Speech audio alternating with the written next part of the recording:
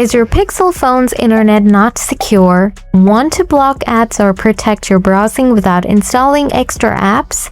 In this video, I'll show you how to set up private DNS mode on your Pixel phone.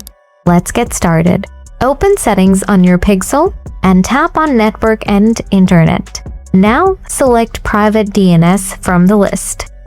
You'll see three options: Off, Automatic, Private DNS Provider Host Name, and enter dns.google.